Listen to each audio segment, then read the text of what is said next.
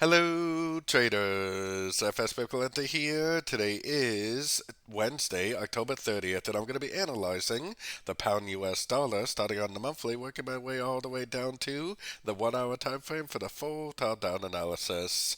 But first, don't forget to check out my website, fxpipcollector.com, if you'd like to get access to my swing trade signals, my daily members only live streams on Zoom, and my 34 video trading course, all included for only $30 per month. So we only have a couple days left for this monthly candle to close. I'm kind of curious to see how this candle closes, if it has a big wick on the bottom or not. At this point, the dollar pairs do kind of look like they should possibly make a big move to the downside before they do end up going back up. But I still would not be surprised if this is just like a bear trap and it just ends up going up like that, like we were originally thinking.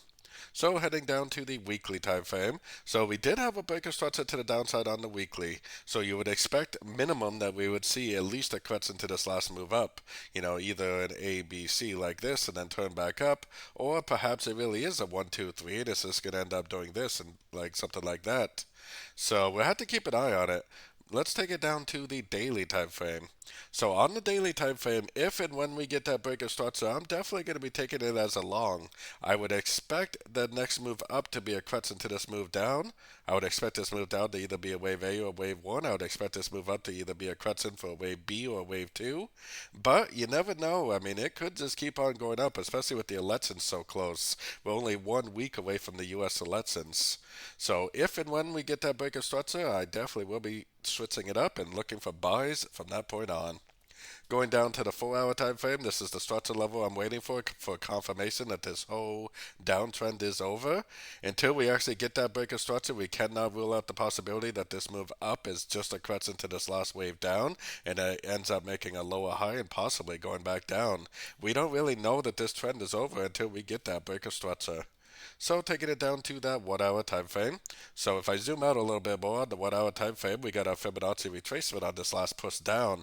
Like I said, I would love to see it go up and break structure. If it does go up and break structure, I definitely will turn into a buyer at the end of pullbacks and possibly even buy on the break.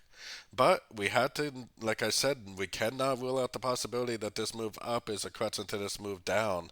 If we get a Fibonacci bounce, if we get a breaker structure to the downside, I definitely would take it as another sorting opportunity.